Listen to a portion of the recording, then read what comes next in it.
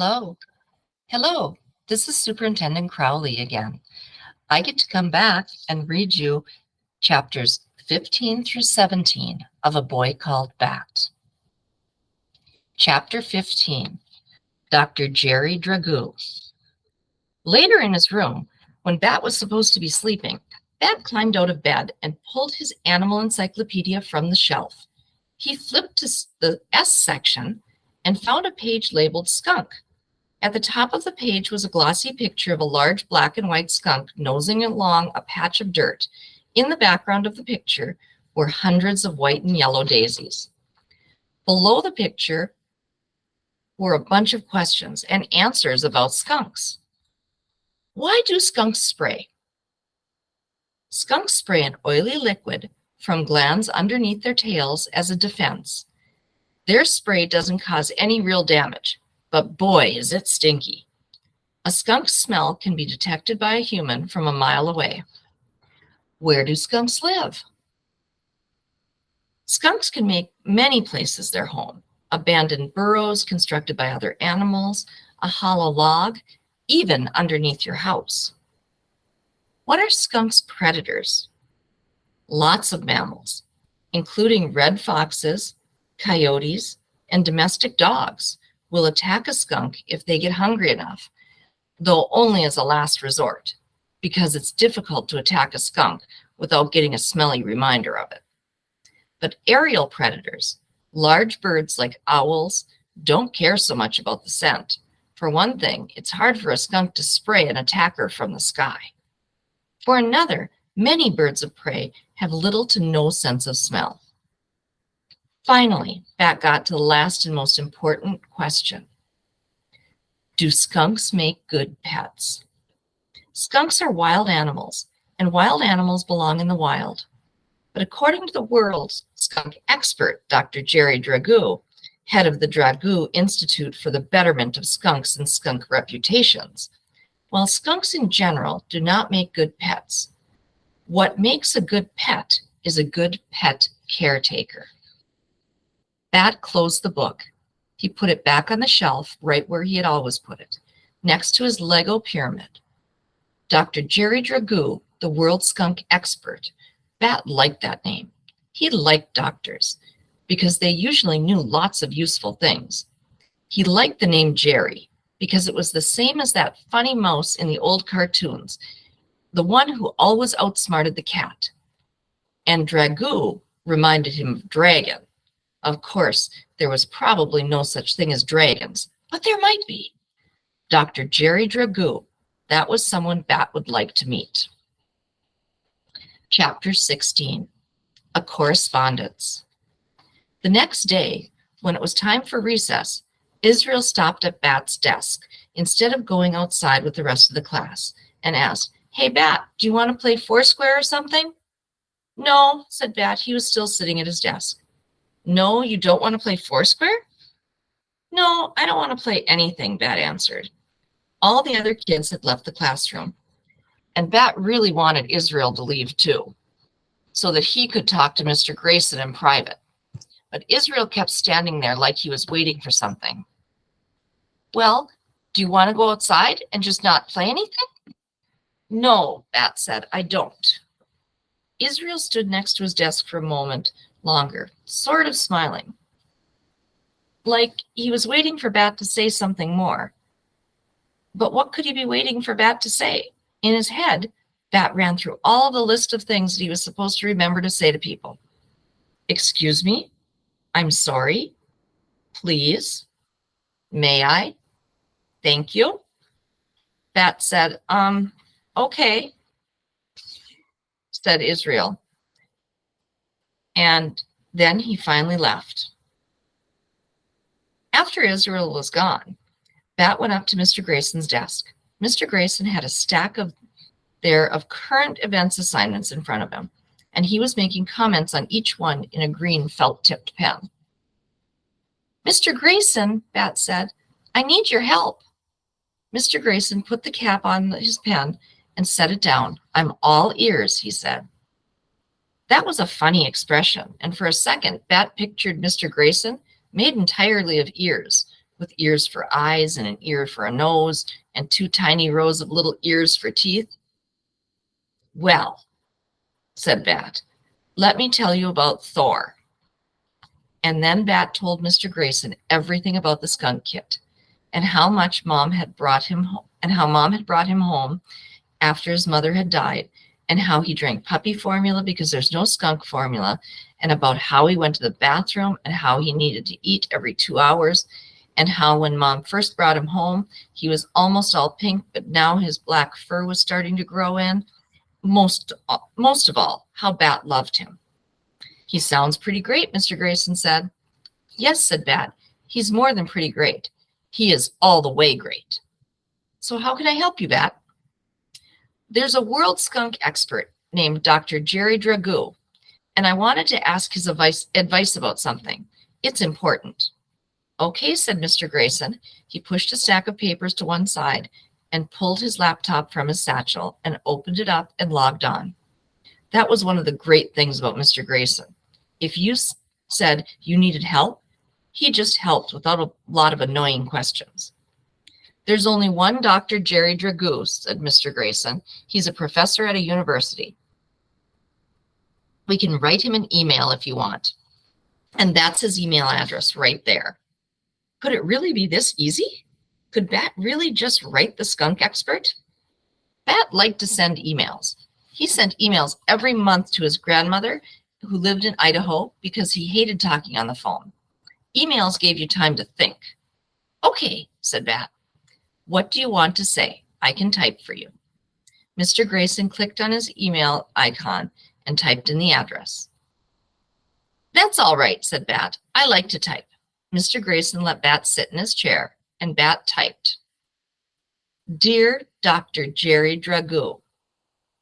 Mr. Grayson said, you can just write, Dear Dr. Dragoo. People don't usually use a person's first and last name when they start a letter. People don't usually have a name as cool as Dr. Jerry Dragoo, Bat said. Mr. Grayson laughed. Can't argue with that. And Bat went on. My mom brought home a baby skunk.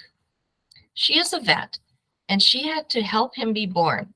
His mother died, but she didn't have any diseases, and neither does he. His name is Thor. I want to keep him as a pet because I know I can be a good pet caretaker.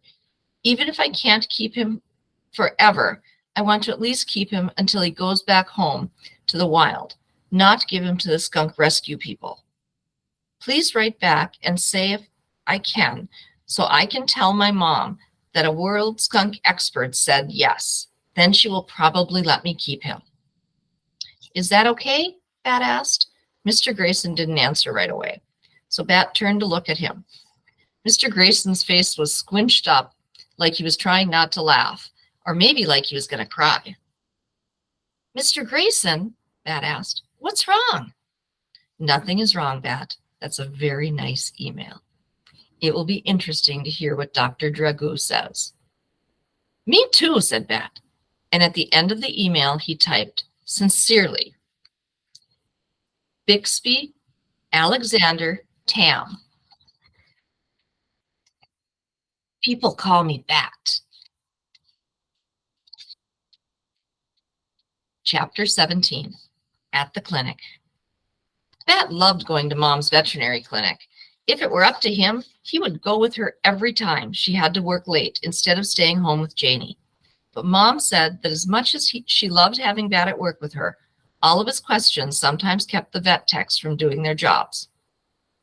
Bat tried not to ask so many questions, but there were so many interesting things to ask questions about. Today you can help Lawrence with baths, Mom told Bat as she drove him the 3 miles from the Sawet School to the small brick building marked Valerie Tam DVM. Janie was always trying to get Mom to rename her veterinary clinic something else, something fun, something creative.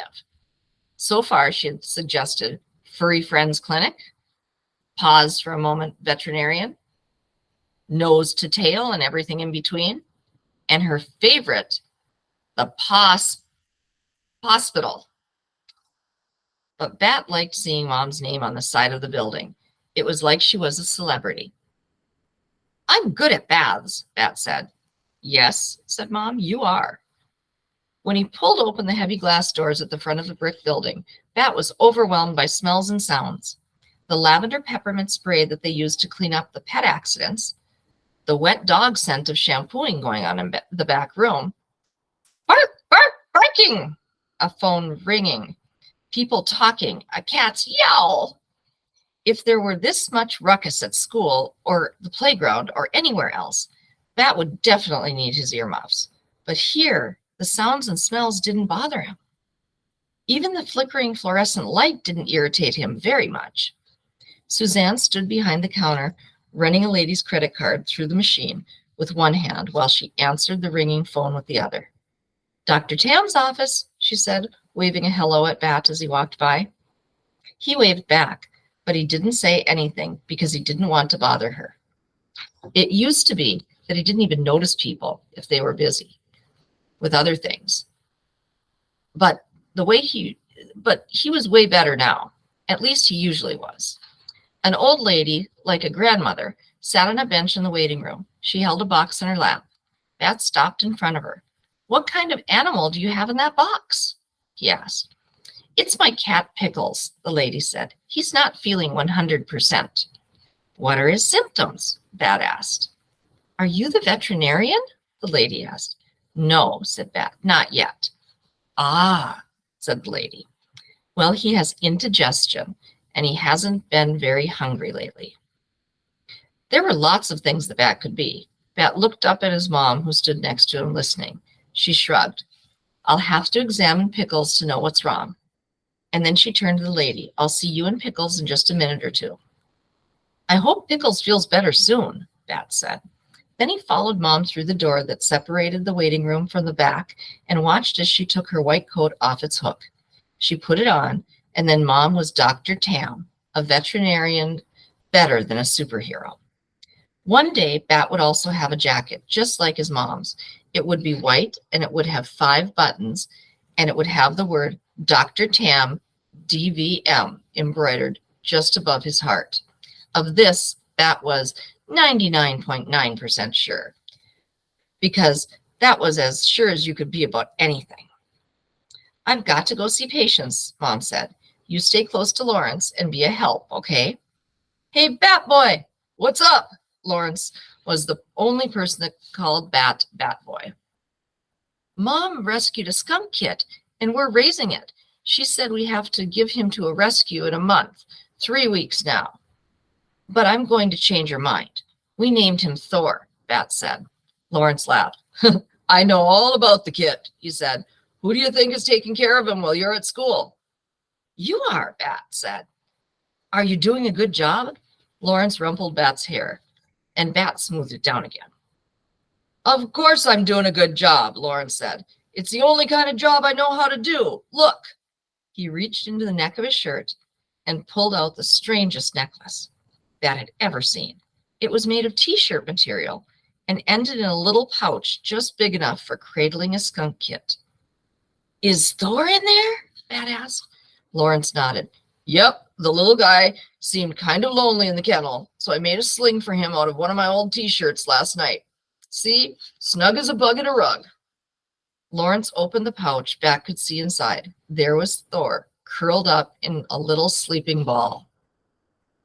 Can I wear him? Bat asked. Of course.